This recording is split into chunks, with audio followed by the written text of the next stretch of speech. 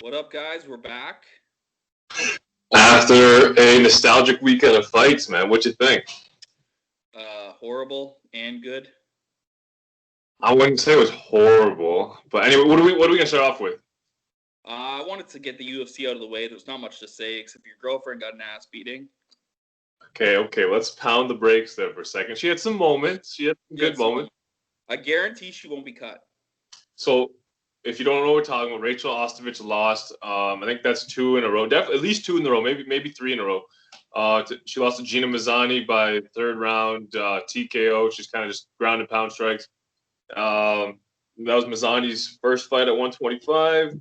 Ostovich she's just not that good of a fighter, to be completely honest. She's now 4-6.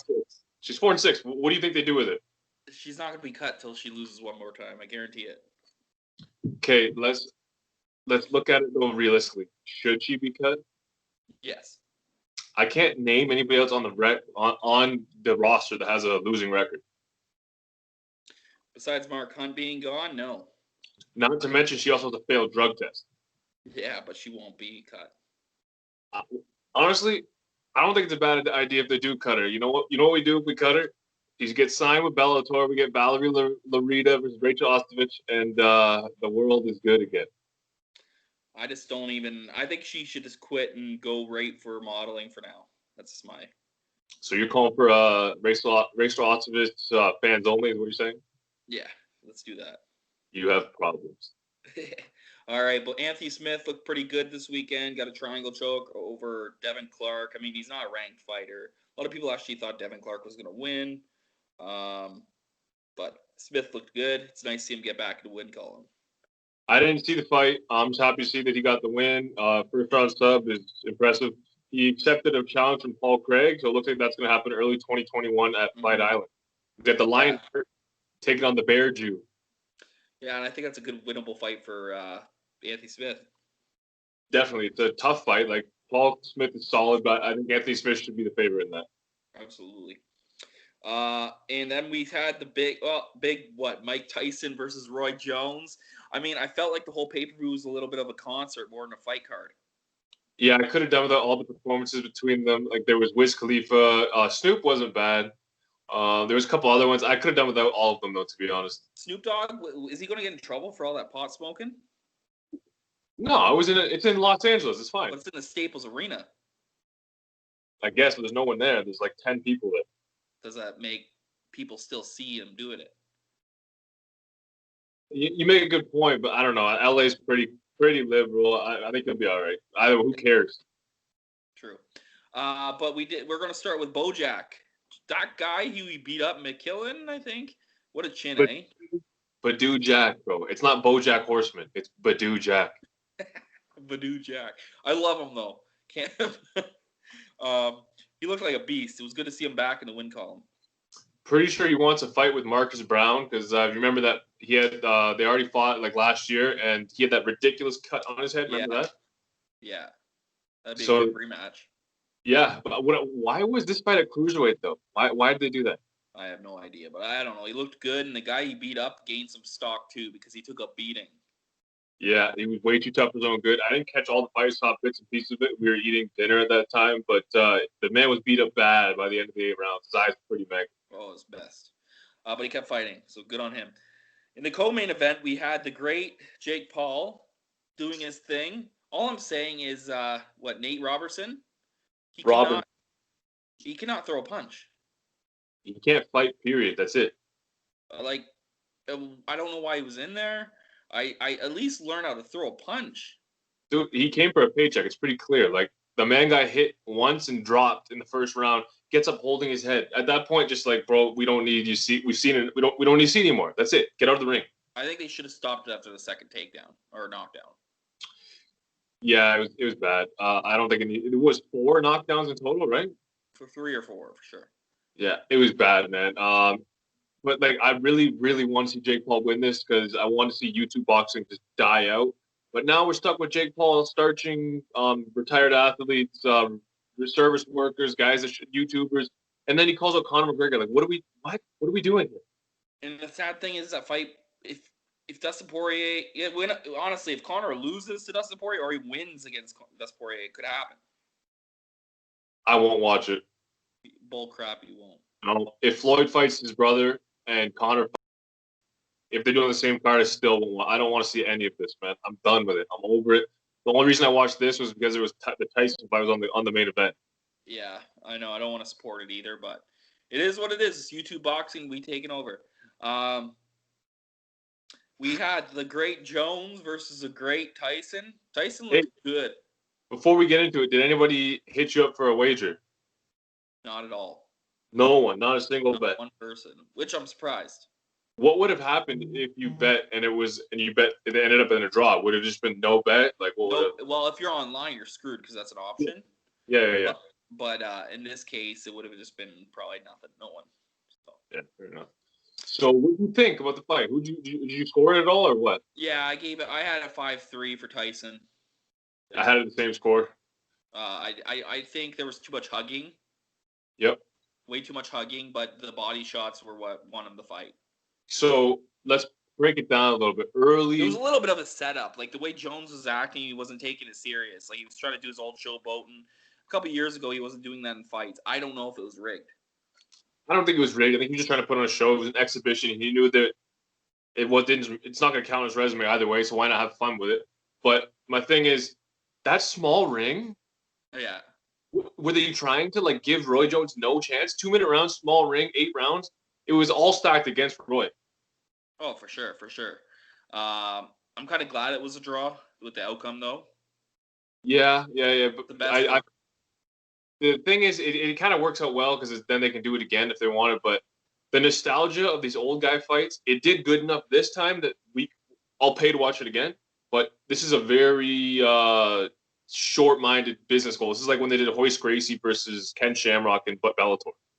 But they're not going to do like it was good that both of them won like a draw because now they can both fight and make it marketable against someone else. But I don't. This pay-per-view is definitely going to be higher than any other pay-per-view now that happens. 100%. Seen it, so. Yeah, we've seen it. It's happened. It's the nostalgia was there, but they're gonna just run it into the ground. It's gonna be like BKFC. You see it a few times, you'll pay to watch it, then you get sick of it after a while. Absolutely, it's not going to stay forever. I think you're going to get Tyson versus Holyfield. That is very likely. Shannon Briggs has been putting his name in the hat, so you might see Briggs versus Jones or something like that. I wouldn't want to see Briggs fight though, because he's still relevant. Like I mean, he hasn't fought like 2 or 3. Yeah, he could definitely starch people, but he ain't gonna starch Roy Jones. He's going to starch. I don't know. He might starch Tyson. Tyson looked pretty good, man. He still had some shit left in the tank. But he's fighting Roy Jones, so. Yeah. I don't know, but let me just. It can't be an exhibition. Make it 8 rounds. Make it 2 minutes, but it can't be an exhibition. Well, Jim Gray mentioned that to me. He said, would you guys do it again with a real fight? And Tyson said, no, man, this is for charity. I don't want it to count towards our records. We're just trying to help people out here. They're past that. I mean, they've had over 50 fights each. Like, why do they need to have something in their 50s when their shells of their former selves count towards the record? I don't agree with that. I guess. I think Butterbean versus Tyson would be good. Nope. And hard next. Thought that would make you smile. What did you think? But overall, it was a success. It's going to go downhill from here. They both look decent. Roy Jones was gasping for air. Tyson looked like the better fighter, but yeah. I just want to give a quick shout out to Snoop Dogg on the commentary. The man had me cracking up. That was probably one of the highlights of the night. Yeah. Let's bring him back on. Triller did something right. I would love to see him do more boxing commentary. Izzy did all right, too. Izzy was all right. Sugar Ray Leonard was, no, we can't have you anymore. You're gone. We can't have the other guy who I forget his name. I can't stand him. You don't like Morrow? He just talks too much. He's Canadian, man. Shout out to Morrow now. All right. But let's talk about some fights this weekend. My boy is back. Do you want to quickly talk about the UFC before we get into Spence Garcia? Yes, we'll just mention a couple fights here on the UFC. I want to shout out first that we have Jimmy Flick, who fights this weekend, having an interview tonight. He's a flyweight off the Contender Series, making his pro debut in the UFC, 15-5. So he'll be coming out. He fights Cody Durden. Yeah. All right. Pretty good for the flyweight, so let's get some new blood in there. And we got 2 other fights that you wanted to mention? Maybe. We got OSP taking on Jamal Hill.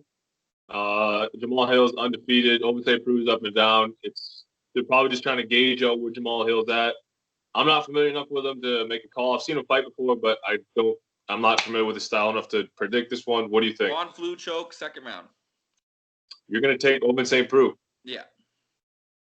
Okay, I'm gonna call the undefeated fighter. I think Jamal Hill gets the unanimous decision. There we go.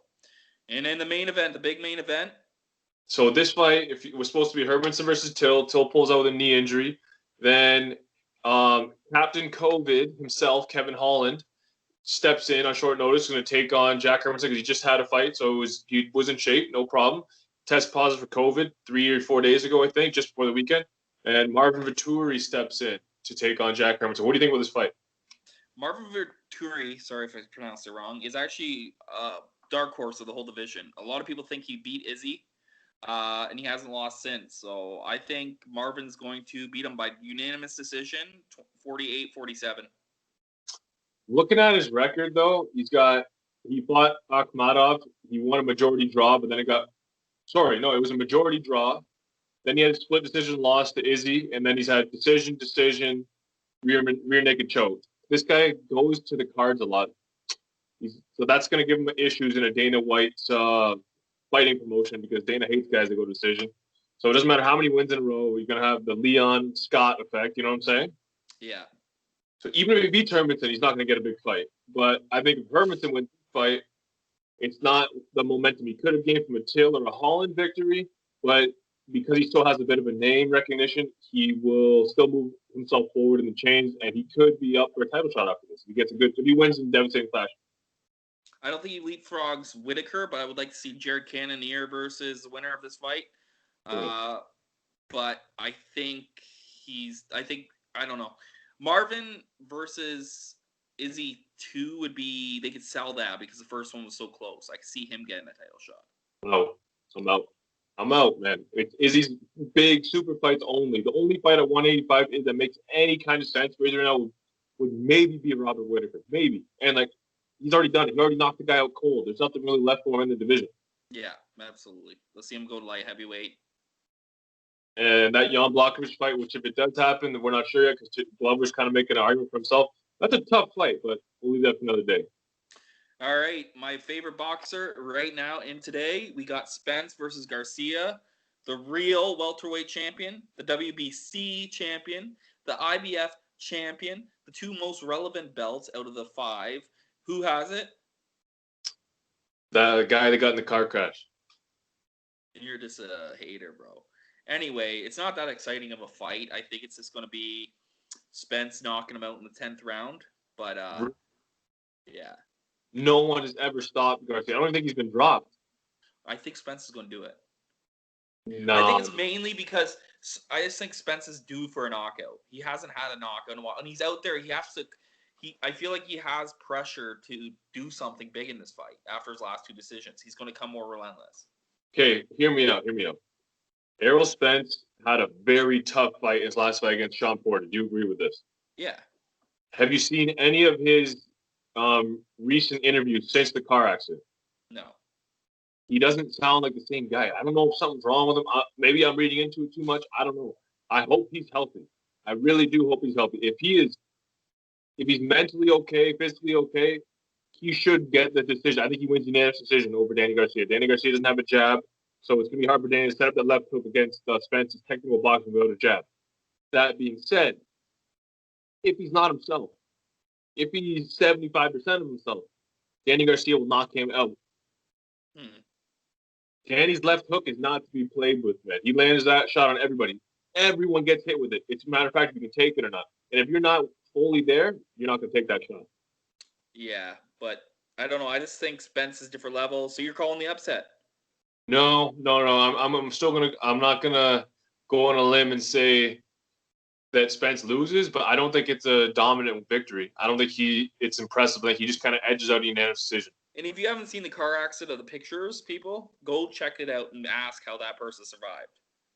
Right, and with that, anyone would survive that. He needs to be healthy because I don't want people being like, Oh, when Crawford beats him. Oh, but he wouldn't have beat him before the accident. I don't want to hear none of that. Yeah.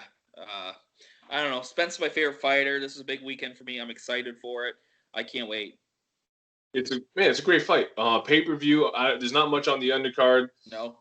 With these COVID fights, the boxing model, they can't pay the undercard because they don't have the live gate, so they're just kind of it's top heavy. Absolutely.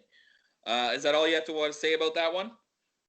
Yeah, oh, one more thing I want to say about that. So, shout out to the UFC. I think we're on like 5 or 6 main events in a row that have fallen out because of COVID. Leon or Chimaev just tested.